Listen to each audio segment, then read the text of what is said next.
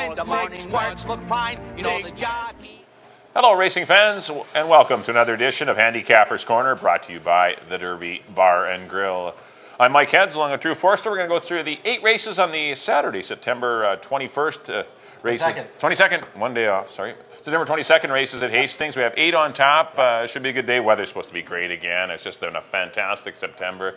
We've had some great races the last couple of weekends. And no stakes race this weekend, but some good competitive claiming events and a couple of maiden allowance events as well. Yeah, there's some good races, some real head scratchers. There's some ones that, I'm not sure with you too. Going over them last night, it was really tough to come up with a winner in some of these. So we'll see how we do.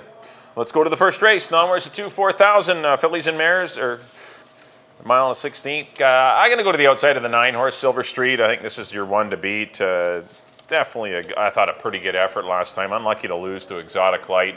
Yeah. Kind of was playing possum on the turn. It appeared to be traveling well. It was going better than anything else. Yeah. Then all of a sudden, Exotic Light just made this big, huge power move on the turn. Kind of maybe got caught a little flat-footed. She tried to come back. I like the way she was traveling at the end of the race. The Silver Street was still running on and giving you every indication this horse will run a mile and 16th. Even though this horse hasn't been this far, I like her a lot today. I think she can get the lead and be very dangerous. Omario Gutierrez re-rides for the leading outfit. I put the 7-horse Maury's Glory in for second. If Silver Street doesn't win, it will likely be her that gets the money. Kind of got shuffled in behind a slow pace last time. Didn't really get a clear trip. Flames Ablazing got first run on her, and she ended up having to settle for second. So I like her to rebound with a good effort. We'll see if it's good enough to defeat the 9, Silver Street. And I put the 2, Spring Into Fashion. These appear to be the 3 best fillies in here. Those look to be the ones that have been running in the toughest spots, competing admirably and doing well. So Spring Into Fashion is one that might run on as well. Throw out that last one. That was for 15,000. A lot tougher company. And I think she'll go long, so maybe she can scare the top 2. Mm-hmm. But I went 9, 7, and 2 to start things off. I'm right with you. I have exactly the same ones. As you mentioned, Silver Street. Maybe the only question is distance. But Flower Alley. Some horse named I'll Have Another was pretty good. Exactly. Out of a Silver Charm mare, another classic winner. So it seems like she should get the distance. Good Tomlinson number. As you mentioned, all the things you said, fighting back in the last. I like her a lot. Mm-hmm. Maury's Glory, definitely. I see definitely those are the top 2. Then maybe a little bit down to Spring Into Fashion, who I have in third, and then a bit down to everybody else. I have the same 3, 9, 7, and 2 for me. On to the second race. A bit of a handicapping challenge here. A good race. 2-year-olds, maiden 20. And I've gone to the 4 Crossrail Court out of the Terry Clyde barn. Big run in his first start. Ran second to Proud Victor. Right. Kind of got dusted, ran second by 8 lengths. But that was a track record setting performance by Proud Victor that day. Came back in the nursery, runs into Proud Victor, Step Up, Tracker. 3 very nice horses there, finished ahead of him. Now drops back down to the maiden 20 level, gets reunited with Fernando Perez, who was aboard for the first start. Yep. I like Crossrail Court. The second spot I put Peyton's Best out of the Harold Barrowby barn. He's been running those maiden special weights, again, against tough horses like Tracker, Major Dundee. I won a Duster, the Futurity winner in the fillies end, Market Weight, 1030, Alpine Lad. Really tough races. Nobody like that in here, nobody that scary. So I got Peyton's Best in second spot. And then third spot, I went with a good friend of the show, Mr. Ken Johnson, down to the rails, Run Stormy Run. Storm Victory out of a Thunder Gulch mare. Works look pretty good, 102 and 1. The 49 and 3 I like. In a wide open event, I got Run Stormy Run in third. Wouldn't surprise me to see him get up and get a piece of it under apprentice Alex Marty. 4, 8, and 1. Yeah, I agree. Anytime, as you mentioned off the top, anytime you have these races where they're, look like they're a little difficult, not a lot of data to go on, I really recommend heading to the paddock, looking at these horses. If you're at Hastings, go to the paddock. These are the kind of races where you can grade them probably pretty close to how they're going to run by seeing them in the paddock, and then of course assess their chances after that with the form that they have. But I agree, the 4 Crossrail Court. This horse is exiting 2 very tough races. Proud Victor's a top 2-year-old on the grounds right now, and he's had to run into him twice. Gonna get away from him. Nice to see no Proud Victor in here for him, and a lot easier company dropping from the maiden special in here for 20. He's been freshened up a bit. Some decent works, as you mentioned, Fernando re-rides. He was aboard for that first runner-up effort to Proud Victor, so I definitely like him. I put the 8 Peyton's Best for all the same reasons, exiting some tough races. Just going to need to work out a trip from post 8. And I put the 2-horse, Bite Your Tongue, another one class dropping. Had some outside draws, some wide trips, some excuses, maybe from an inside draw. Has a good work in 47 and change. Maybe a horse that you might want to toss in there. Might even be able to win the race. But 4, 8, and 2 are the top 3 horses for me. But as I said, check these horses out. Anytime you got horses that only run once or making their debuts or only run a couple times, look at them in the paddock for further clues. September, they're starting to show a little. If they're showing good weight and good coat, that's good. And if they're showing a little rib here and there, it's the signs of a long campaign for some 2-year-olds, and so you might want to steer away from that one. But do have a look at them. That's the thing too, is a lot of people will think, well, I don't know what I'm looking at, so I won't bother looking at them. You'll know, right, when you see them. So, you see an athlete. You can recognize, even the novice can tell an athlete. You look at, It's whoa, only shiny got and some got some bounce to him and look good. It's just some obvious signs to look for. Yeah, just see if you see a wow horse in the paddock, and if you do, it's definitely not the wrong thing to go bet on it. Sometimes they don't win all the time, but still it's a good angle to use. You might get some good prices as well. All right, on to the third race. Got some maiden 10 granders here, going 6.5 furlongs. That's it's kind of a mixed bag here. Got some fillies, some colts and geldings. Got a big field of 11. You'll see a lot of that in the last month of the season. You'll see a lot of fillies running against the boys just to run. And it's time to start running, or you want to run for these nice big BC bred purses, and you don't want to be waiting for next year. But I've gone to the 8-horse in here. He's styling. I kind of was impressed with his 2 runs in Phoenix. I happened to see him run. If you look at the last start, it was against Dash Smartly. It was a very nice horse in the Charlene Miller barn. The Gov ran third, who of course is a very talented horse that Phil Hall has. So, those were 2 tough races at Turf Paradise. It's been freshened up. Works a good minute and change move. Nothing in here is outstanding. They continue to get beat, a lot of these horses. So I'm going to try a fresh number 8. He's styling, and hope that he's good to go for Terry Clyde.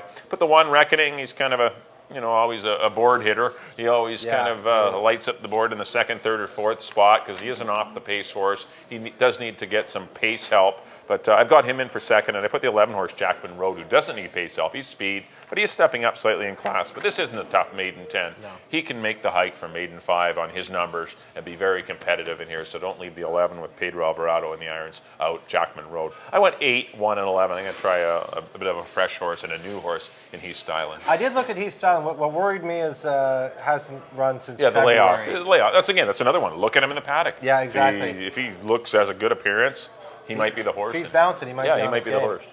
I ended up going with the 6-horse What a Sense of Humor out of the Dino Condolinio's barn, part of the Darley package. Right.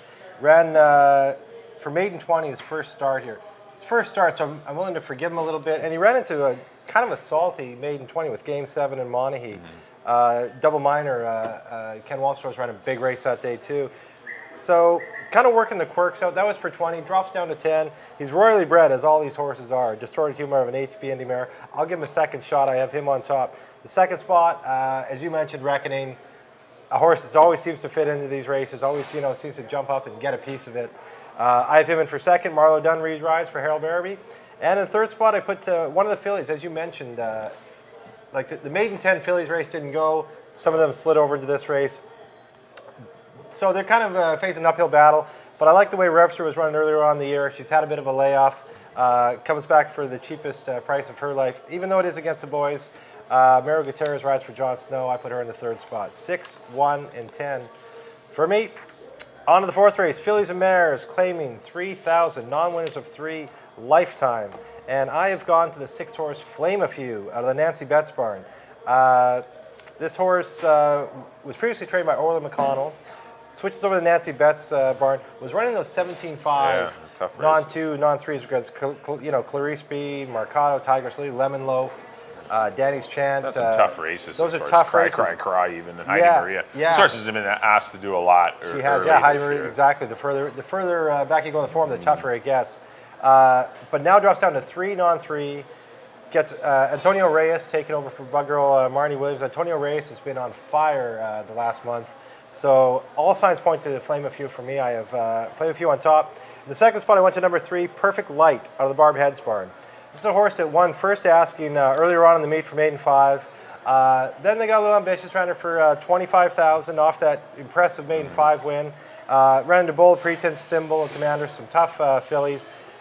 Then they gave her some time off. She come back in a spot where she fit really well for 4,000 non-2. but maybe the time off. She was in against Silver Street Exotic Light. Maybe the time off. You know, she kind of needed a race, so having that race under her belt, I think coming back second start, she should be pretty tough in here. Mary Gutierrez does not hurt her chances. And in the third spot, I put Fun Again out of the Terry Clyde barn with Richard Hamill. Another one that's had a little time off, hasn't ran in about 6 weeks by the time this race runs. But a good third behind Bespoke and Include the Grand. A couple good races there. Won quite a few races in her life. That was just 5 non-winners of the year. She fits nice in the 3,000 non-3 spot. So it's 6, 3, and 4 for me. Yeah, I've gone to the same 6-horse Flame a few. I'm a little leery because there's a 4,000 non-2. This is a non-2 horse, and she's running in a non-3. And there's a non-2 earlier today. And if she wanted to run along, it might have been maybe a better spot, but yeah, going to run against non-3. But I do like Flame a few. Those races she's been running. That was a good second to Clear East B. A little alarmed why she's down here so suddenly for 3,000 off the barn change. Probably a private purchase as well. So just a little concerned there. But I did pick her. But just another horse. Watch her in the paddock, see what she looks like.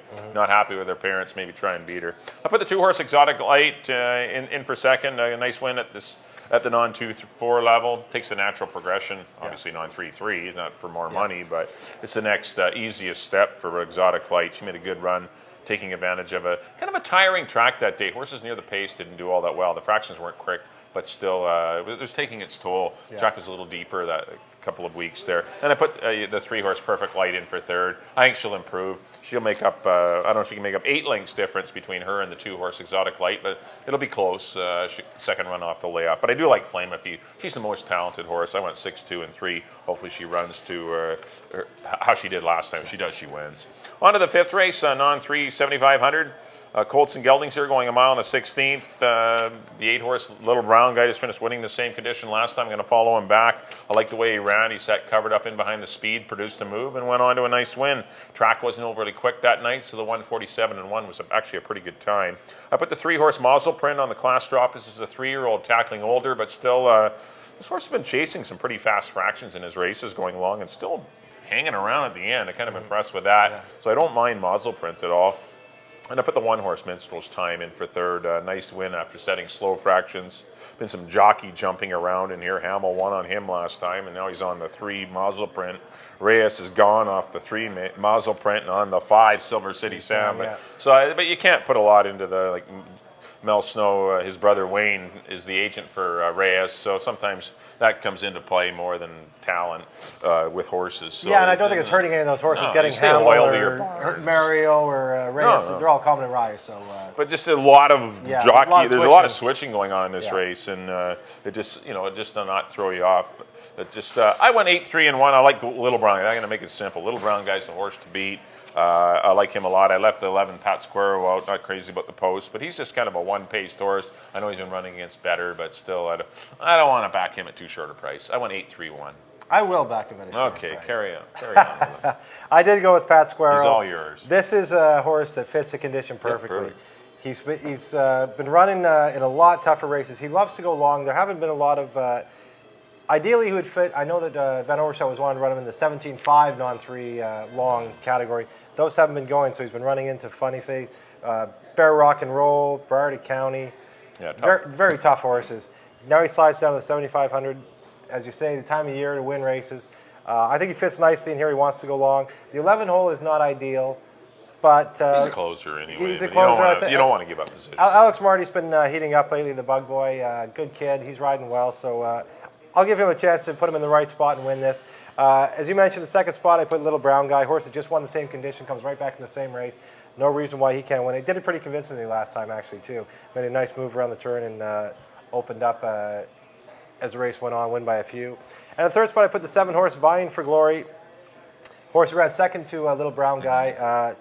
There's a nice race for both of them. Little Brown Guy kind of smoked by him, but he was... he hung in. He did good to hang on for second. After Little Brown Guy kind of took the wind out of him, he still fought on and hung in for second over Chapel Boy and a few others. So I went 11, 8, and 7 in the 5th race. A lot of 3-page races. We got big fields today. There is big fields today. Yeah, I know. When we were doing entries the other day, I noticed that there was a 3-page. Every race is 3 pages. A lot of races they could have used too with some big fields were left on the board. So there'll be more next weekend. On to the 6th race. claiming 4,000 non-2 lifetime for 3-year-olds and up. And I've gone to the 8 Prophet Star out of the Gary Sates barn. Leading rider Amadeo Perez rides back in the same, a cheaper condition. He was in the 7,500 non-3. Yeah. Just got beat a neck by a very live Vimana. Drops down to the 4,000 non-2, which fits him perfectly. Amadeo Perez sticks with for Gary Sates. No reason why he can't win this. I think he's the horse to beat in here. I got him on top. The second spot, I got Fat Cat Diplomat. Hard trying little horse. He always seems to be right there. Just got beat a length and a half in the last one. The race before that, he clipped heels, so he's had some bad luck. I think with a clean trip, when he makes his move, he should be closing down the lane. I think he can get up for second. And the third spot, I put Runaway Reggie out of the Craig McPherson barn. Alex Marty rides. He was in the same race as Fat Cat Diplomat. Only got beat about a half length by a Fat Cat Diplomat. So he's a horse always seems to kind of be in the mix too. So I went 8, 1, and 10. I can't take an athlete with a fat in his name. So I'm not going to take the one horse Fat. Or Diplomat. Cat Diplomat. I've gone to the 8. I agree. Prophet Star's the horse to beat. Looks pretty definitely. This horse is competitive in the non-375s. Obviously, Gary Sates has liked him enough to protect him for a while.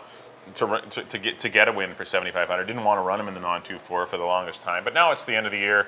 Let's run him for non-2-4 or him for non-2-4 and get the money. It's time. This horse is the best. His races, last 3 or 4 races, are plenty good enough to clown these horses. So I definitely like the 8 Prophet Star. Standout, I think. Put the 3 Oscar Award back in sprinting after an unsuccessful try going long after chasing some ridiculous fractions. So I don't mind him at all. It's a 3-year-old, but still attacking some older. But it's late in the year. And the 5 horse is kind of my shot horse. No More Drama. I put him in the top 3. He didn't get the best of trips or the circumstances got him last time. He was out in no man's land. He had no position at all. You know, he was the horse.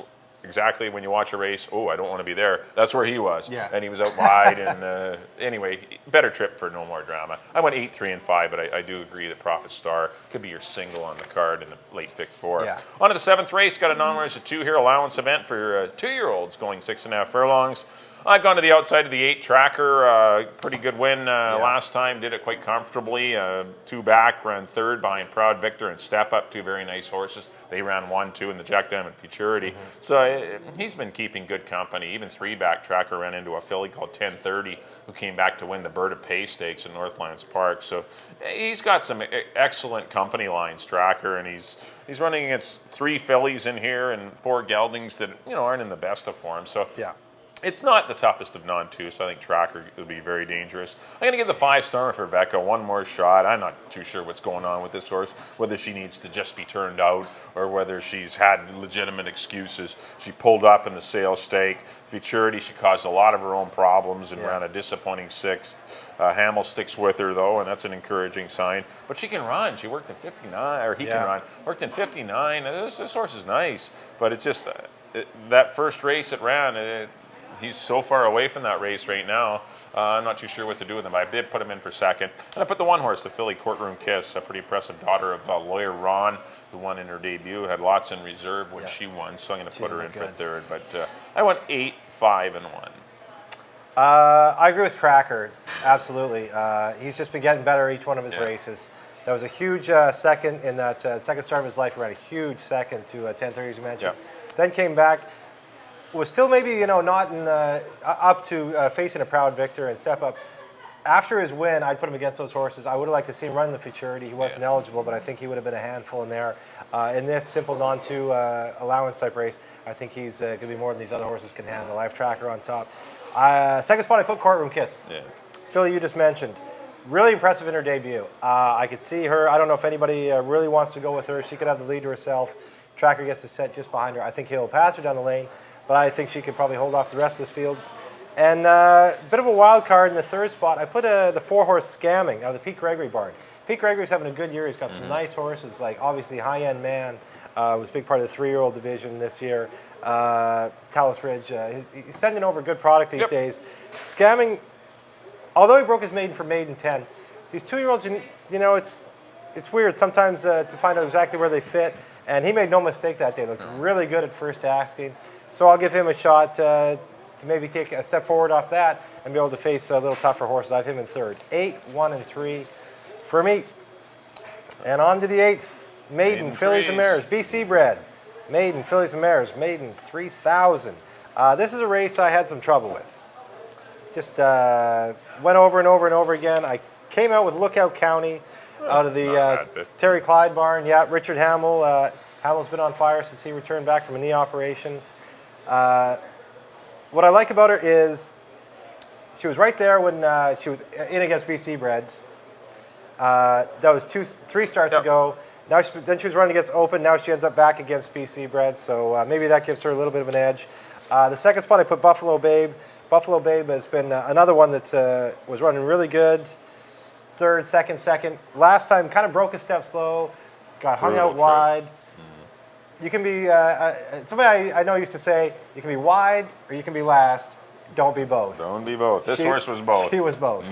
So maybe with a better trip. One of Mary Gutierrez picks up the mount for Barb Heads. One of Mary's great attributes is placement. He's always really good at placing a horse in a race. I think if she's placed in the right spot, she can be very dangerous.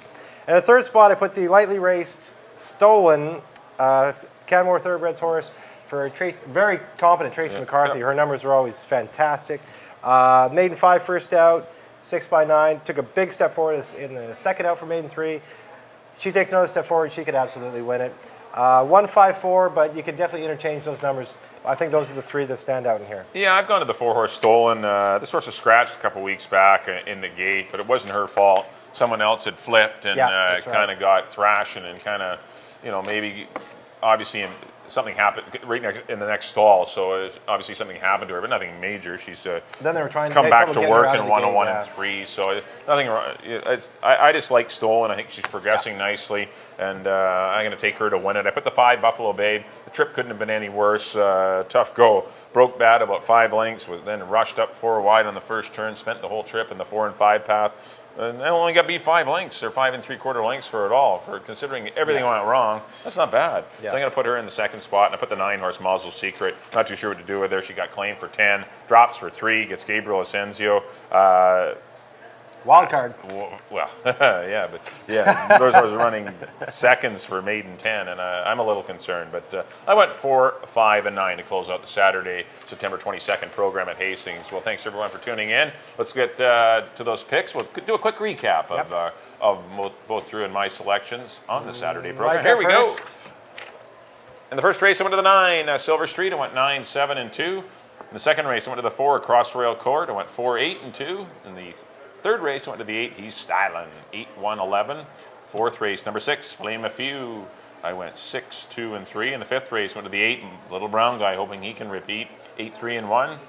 Got a bunch of 8s coming up. In the sixth race, I went to the 8, Prophet Star, 8, 3, 5. Seventh race, number 8, Tracker, 8, 5, and 1. And in the 8th and final, I went to the 4, Stolen, 4, 5, and 9 for me.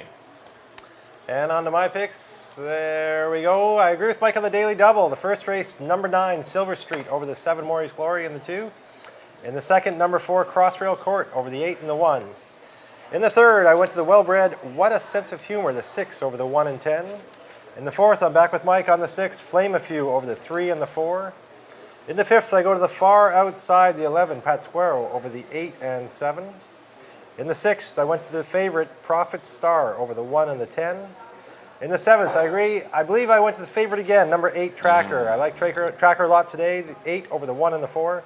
And in the nightcap, the 8th, I went down to the rail, and Richard Hamill on the 1, Lookout County over the 5 and the 4. Well, once again, thanks everyone for tuning in to Handicappers Corner. Don't forget to come down here to the Derby Bar and Grill. If you can't make it out to Hastings, lots of television screens here, good atmosphere. Come on out to the Derby Bar and Grill. Actually open 7 days a week, so come on out any time. On behalf of Drew, I've been Mike. Thanks for tuning in here to Handicappers Corner, and we'll see you next time. And here's a guy that says if the weather's clear, can do. This guy says the horse can do. If he says the horse can do.